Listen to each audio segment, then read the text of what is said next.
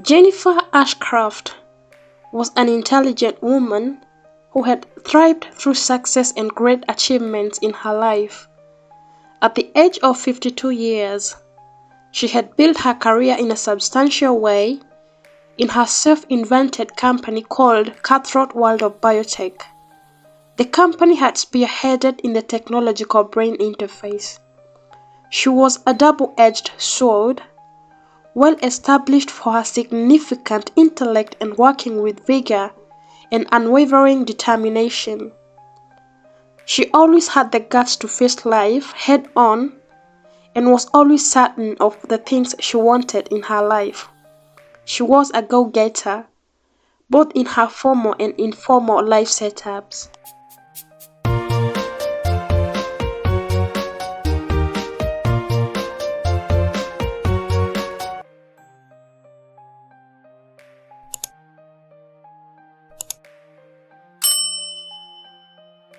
As fate would have it, a 20-year-old boy would come into the life of this successful and intellect woman. Ryan Breslin was undeniably good-looking, full of charm and charisma, but due to his situation, he was an unlikely match for Jennifer Ashcroft, a woman who was well-poised and polished. Ryan was a college dropout who had a traumatic childhood experience. He had worked through a series of unyielding jobs, and none of them seemed to position him at a place where the world would even recognize his existence. He was almost a nobody that had grown in the rural Pennsylvania. He grew up in a family so unbalanced, since his father was irresponsible, an alcoholic who was battling his own demons. On the other hand, Ryan could not rely on his mother either, since she was sick and living with depression. After meeting Jennifer, Ryan felt that maybe with such a woman, it would mean a turning point of his life events. Their relationship would be unconventional and would offer both parties a fulfillment of their heart yearnings.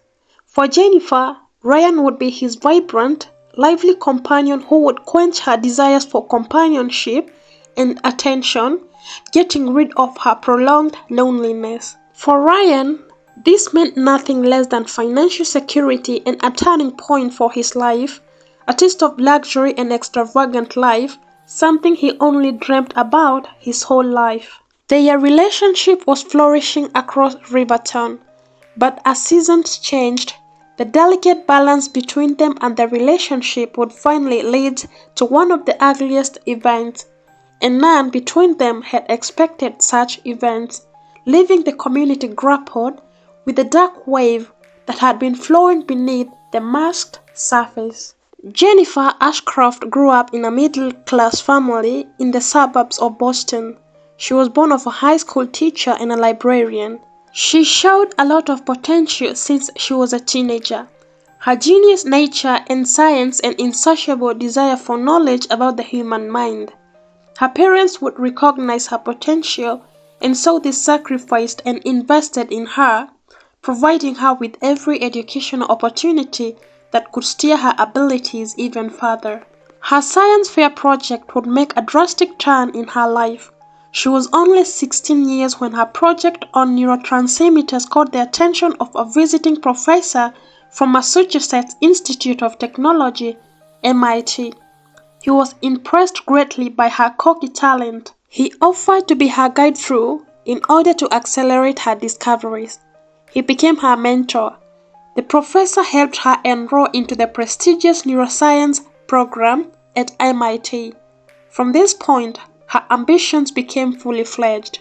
During her continuity in her research studies, through neuroplastic study, she attracted the attention of a number of biotech startups. At the age of 25 years, Jennifer had secured her first patent, a skyrocketing company working on brain-computer interfaces. Under her leadership, the company thrived through the field of technology. With each achievement, she grew in wealth and fame. But as good as the play was, her colleagues claimed that she was quite ruthless and manipulative. Despite her success in her career world, her personal life had crumbled on her severely. She had been married 3 times, and all the relationships ended in divorce. Her first husband was also a researcher at MIT when they met, but after 3 years of marriage, he filed for divorce, citing emotional neglect by Jennifer. Her second husband, who was an aggressive capitalist, stuck with her only for 5 years before she filed for divorce, claiming that he was unfaithful. She divorced her third husband at the age of 48 years. From there, Jennifer sought to avoid any traditional relationships. Rather, she started seeking for casual relationships only for companionship. She found herself caught up, getting drawn into younger men, craving for their vitality, a transaction that was in favor of her since her financial possession gave her the power over the younger men. She managed to pin them, all in need for physical satisfaction. But at a point in her 50s, she was hit by reality, and this left her vulnerable. She managed to mask the emptiness that gnawed her through days, until she was caught into the intoxicating allure, charisma, and beauty of a young man, Ryan Breslin. When they met, Ryan was working as a barista in an upscale cafe that was frequently visited by business executives. On one day, Ryan caught Jennifer's attention. His easygoingness and an easy smile created a spark between them. For young Ryan, Jennifer was like a dream come true. She was a figure that would introduce him into the world of sophistication, success, and a life very different from which he lived. Jennifer was impressed by his indication of interest into being shaped to become the man she wanted. Ryan was ready to settle for the deal, and he accepted her proposition. She was ready to make a change into his life through financial support and help him discover all his wasted potential, as well as introduce him into the world of refinement and luxury. What he was to trade was exclusive companionship. The deal never sounded difficult. Analyzing his past and the heavy financial debt that had amounted, the offer was too good to reject. Jennifer immediately started including him into all aspects of her life. She once invited him to an art gallery opening, and her tone was quite clear that Ryan was more than a casual invitee. He was also allowed into her exquisite apartment. Ryan was introduced among Jennifer's associates as her young protege. The evening was quite intoxicating. It felt like a dream as he engaged with glances and conversations among Jennifer's peers. Gradually, the romance grew into a palpable way. Jennifer later made a proposition to Ryan that she was ready to make a drastic change into his life. She'd even pay for his education if he ever wished to go back to college. To Ryan, this was an opportunity seizing, and without hesitation he agreed to everything. Loyalty, discretion, and exclusivity were not too much to offer, so he thought. Their romance was like a whirlwind, and it blossomed like roses during summer. She started living with him and ensured that his wardrobe was replaced with designer clothes. Ryan started experiencing finer things in life. He enrolled for art classes. She even went ahead and hired for him a physical fitness trainer. The woman took immense pleasure into molding Ryan to become what she wanted him to be. Ryan was like her project and a position she had toiled for. She expressed great satisfaction before her peer. She proudly presented her young and energetic companion. Ryan was too enjoying the immense change in his life. He threw himself into playing the role in the relationship so as to prove his worth. They ventured into their relationship without holding back, expressing great physical and passionate connection. They explored the world together on vacations, and people described their relationship as heavenly. What they did not understand is that beneath the surface of this relationship, codependency and obsession were slowly creeping into the relationship and would soon or later create a very delicate balance. No one had visualized the turmoil that was about to hit them. Moments later, events would turn and the relationship would start to sway through a storm. A young woman gets into the beautiful circle. Her name is Aria Thornton.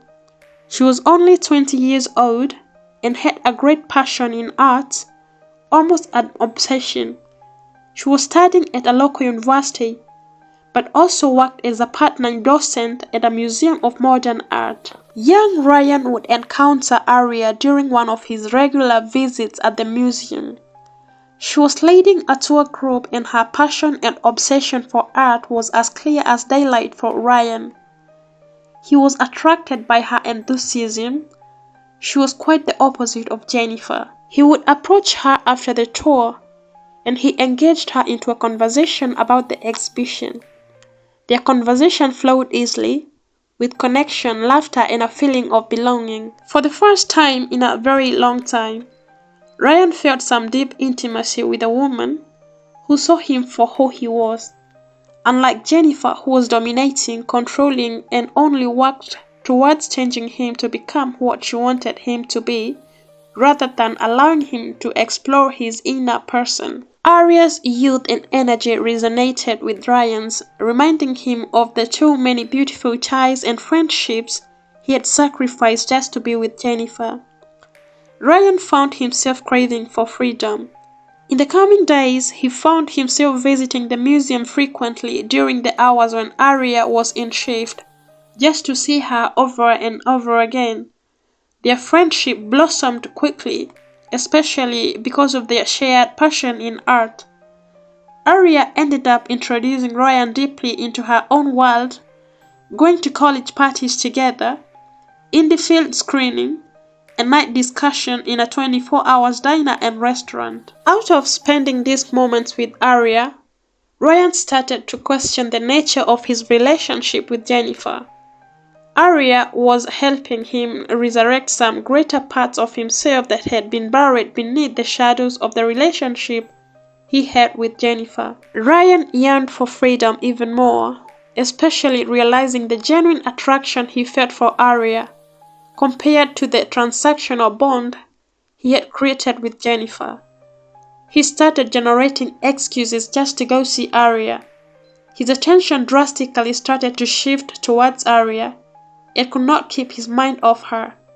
He and Jennifer could sense the coldness between them, and the change in mood could not go unnoticed. With such circumstances, Jennifer's desire to keep controlling Ryan only intensified.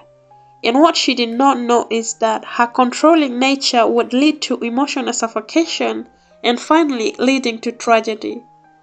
On one evening, Jennifer and Ryan were discussing about his today's encounter at the museum. His excitement as he told her the details of how the day had been at the museum caught Jennifer's attention, especially when he mentioned Aria, his face lit with excitement. Previously, Jennifer had been noticing Ryan become obsessed with his phone and sometimes smiling at some messages. To her, it was a red flag. And on top of that, he had really developed great passion for temporary art. Just out of the blue, she could not help from getting a nagging suspicion. Jennifer could not help herself from initiating desperate moves. She installed a GPS tracker on Ryan's cell phone in order to keep track of his phone locations. Also, she hired a private investigator who would follow Ryan around, especially on evenings and weekends outings alone. The investigator would prove her fears right. Ryan was spending considerable amounts of his time out with Aria, and their physical body language indicated a pair of young people who shared a profound feeling deeper than just friendship. This revelation took a bad grip on Jennifer. She became sometimes detached and at the same time clinging with desperation towards Ryan. Other times, She showered him with expensive gifts and then sometimes demeaning him with aggressive comments and torturous threats. Her behavior started affecting her life in general, even at her workplace, and alcohol took a toll over her life. Her desperation could not allow her to contain her suspicions any longer. She confronted Ryan after he returned from a night out. Ryan somehow tried to brush off her claims, stating that he and Aria were just friends, and that Jennifer was overthinking. But Jennifer was not convinced by his words, and so she accused him of being a delinquent who was ungrateful and had betrayed her trust, even after everything she had done for him. Her possessiveness and desperation got a big grip on Ryan, and he started to develop resentment. The more Jennifer tried to keep him a captive, the more he became withdrawn, but at the same time, he took a step to become careful with his phone and mentions of Aria. He ensured that he made solid excuses anytime he stepped out. But Jennifer's insecurities and possessiveness heightened. Rather, she always insisted on accompanying him for art events. She started paying him surprising visits when he was at the museum, her intention being to meet Aria, who had taken Ryan's attention from her. As days unfolded, Jennifer grew more desperate for Ryan. She became more possessive, causing him an emotional suffocation, and this created a bigger gap between them. For Ryan, his heart was swelling with resentment. Jennifer was now in the verge of taking desperate measures to keep Ryan to herself. She deployed a range of manipulative tactics in order to keep Ryan dependent on her and separate from Aria's impact on his life. She began by holding back finances for Ryan, most of the time claiming that she wanted to do some financial allocation for the company. She also started subjecting Ryan to prolonged periods of silent treatment. The treatment left Ryan feeling lost and out of balance, wondering where he really belonged. Jennifer would also go ahead and start criticizing Ryan's friends and also acquaintances, implying that they were bad influence and were only using him for his new life establishment and positions. Ryan's social circle began to fall apart, finally giving Jennifer a feeling like she had finally won the battle. Anytime that Ryan tried to pull himself out, Jennifer would constantly remind him of all the things she had done for him and that without her he was nothing. Such guilt-tripping kept Ryan trapped, like a helpless lamb who needed redemption. Jennifer would sometimes fake to have health issues such as migraines and fainting, and she ensured that they coincided with the times Ryan had planned to go out. Her behavior was slowly killing Ryan from the inside like a killer disease. What Jennifer did not understand is that with every manipulative act, she was pushing him to the edge of the breaking point. Despite the emotional turmoil she was taking him through, Jennifer assured that she found herself the strongest leverage that would keep Ryan hooked up to her finger. Through her network and private investigators, she managed to dig some of Ryan's dark past events. When Ryan was a freshman in college, he had caused a car accident where a fellow student suffered serious injuries. Ryan had managed to flee the scene in a panic, and the case went unresolved due to lack of evidence. But now, a vicious woman held the evidence against him. Jennifer only waited for them to get into a heated argument since he had become quite absent. After an exchange of words, Ryan turned away to leave. That is when Jennifer finally mentioned the matter. She was threatening him. His heart sank as he turned back to her. She laid her evidence coldly and showed him police reports indicating that she had enough evidence to implicate him. Ryan drowned into an ocean of desperation. the unspoken threat hung in the air, and it meant that she would turn him in if he continued breaking the initial agreement. Such a dark past had contributed to his downfall in college, since guilt kept eating him alive. By dropping out and being away from that life, Ryan had believed that it would allow him to forgive himself. But with Jennifer resurfacing such memories and using them against him, shattered his every hope. She reminded him that he had two choices: to commit back to their relationship and cut ties completely with Arya, or to have her turn him in to the authorities. He obeyed Jennifer's demands and ensured that he never went back to the museum. He also ignored Arya's increasing messages of worry as she checked on him. He remained in Jennifer's non-physical but emotional prison. Jennifer was now convinced that she had won the battle. But as time passed by, Jennifer started feeling hollow and unfulfilled. The vibrant man she had fallen for had now died. Ryan had fallen into depression and dullness and was nothing but a submissive shell of a man who she could twist the way she wanted. The vibrant smile and the sparkle that lay in Ryan's face had sunk into deep and sad eyes. His resentment for Jennifer intensified, and the tension between them made Jennifer become more paranoid, believing that Ryan was now plotting against her to neutralize her leverage against him. On one evening after returning from an art gallery opening that Jennifer had dragged Ryan into, hell would break loose. During the event, Jennifer dragged Ryan around like he was her prized possession. Among the crowd, Ryan's eyes landed on a familiar face across the room. His heart raced. It's Arya. She looked strikingly beautiful in a vintage dress, and again his desire for freedom hit him like lightning. He remembered about his genuine connection he had with Arya, and almost hated himself for suppressing it beneath the threats he got from Jennifer. These emotions boiled within him in a very short span of seconds, and he could not even stand himself. He whispered an excuse and rushed down the streets like a lost dog. His inner man was now yearning for freedom in an uncontrollable way. Ryan would return at Jennifer's estate in the early hours of the morning. Inside, Jennifer awaits with a cold fury. The argument that metamorphosized was unlike any other they had before. Ryan, having realized that he needed to redeem his inner man, was ready to face to the end.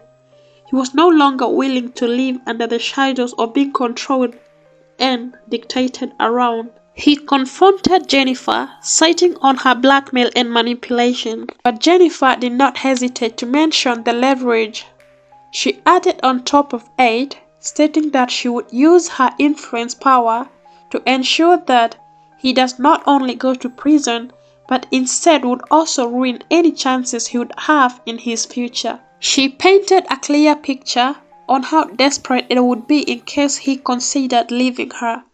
But to her own surprise, this only aggravated Ryan even more deeply. He did not act in fury, but instead in calmness. He told her that he was leaving regardless of the consequences. He was now ready to face his own demons. The reality of losing Ryan despite everything snapped. What followed would leave the community dumbstruck. Jennifer made a scream of desperation as she lunged at him, her artificial nails scratching his face across. He was caught off guard by her move, and so he stumbled backwards, knocking over an antique vase, and it shattered on the floor. The shattering sound sent Jennifer into a more frenzy. She grabbed a crystal decanter from the bucket and swung it at Ryan's head. He ducked, and it smashed against the wall, showering them both with glass and expensive scotch. Ryan tried to restrain Jennifer as he pleaded her to calm down. She was beyond reason. She clawed at him, kicking and screaming uncontrollably about betrayal and ingratitude. In the struggle, they careened into Jennifer's prized art collection paintings, crashing to the floor. As they grappled, Jennifer's hand closed around a letter opener on her desk, an ornate thing that was more a weapon than office tool. She plunged it towards Ryan's chest, but he managed to deflect the blow. The blade sliced deeply into Ryan's arm, drawing a spray of blood. The sight snapped Jennifer back to reality. She staggered back, the letter opener falling from her suddenly nerveless fingers. Ryan, clutching his bleeding arm, saw an opportunity to escape and made a dash for the door. But Jennifer, in that final desperate act, grabbed his injured arm, yanking him back with surprising strength. Ryan, acting out of pure instinct and adrenaline surge, shoved her away hard. She stumbled backward, her heel catching on the rug. She fell her head on a striking corner of the heavy marble fireplace. She crumpled to the floor. A pool of blood quickly spread beneath her hair. Ryan felt like he was in a dreamland. With trembling hands, he checked for pulse, finding none. The reality hit him like a blow. Jennifer was dead. He walked into the cool air outside and fled the crime scene. Early next morning, the gruesome discovery would be made by Jennifer's housekeeper, Elodia Ramirez. Her scream drew attention among the neighbors, interrupting the silent mornings of Riverton. They called 911. Lydia Blackwell is the detective who arrived at the crime scene within an hour. The scene evidently indicated that the incidences that led to the death of Jennifer included mad struggle from the shattered glasses, ruined paintings, and the blood smeared all over the crime scene. Crime specialists had to start piecing things together to come up with a conclusive evidence. One of the security cameras would show a footage of Ryan fleeing the crime scene in the early morning hours. He became the first suspect in the death of Jennifer. His clothes were stained with blood. A bulletin was issued for Ryan's arrest. As investigations progressed, interviewers with staff and acquaintances revealed the tumultuous nature of Jennifer and Ryan's relationship recently. A different turn of the investigation came into the picture when detectives discovered Jennifer's hidden files detailing her investigation into Ryan's past. It indicated acts of manipulation and control through power by Jennifer, and Ryan had been acting out of desperation and the need to flee himself. The killing was no longer seen as cold-blood murder. At this time, Ryan has not yet been arrested. Aria Thornton appeared to support in the investigation about Ryan, feeling guilty over her role in the events. She provided crucial information. She had text messages and voice notes from Ryan, documenting Jennifer's behavior for manipulation and his growing fear for his life. Her testimony shifted Ryan's look from a perpetrator but rather to a victim of Jennifer's manipulation through her wealth and power. Detective Lydia Blackwell finally dug deeper into Jennifer's past, only to realize that she had a history of possessiveness and manipulation. Out of this, information and evidence started piecing together, supporting Ryan's event at the crime scene. Jennifer's fatal injury was consistent with an accidental fall, and defensive wounds on her hand suggested that she had been the aggressor in the final confrontation. The detective would also discover that Jennifer had also installed a GPS tracking system to track Ryan, as well as a secret recording from hidden cameras. Everyone was shocked by Jennifer's level of control. Ryan had already been arrested and had initially been charged with second-degree murder, but his case took a different turn. Evidence of Jennifer's manipulation and abuse mounted. The district attorney's office faced increased pressure to consider the charges. After lengthy and deep negotiations with Ryan's defense team, charges were reduced to manslaughter after weeks of testimony and 3 days of deliberations. The jury returned their verdict. Ryan was found guilty of involuntary manslaughter.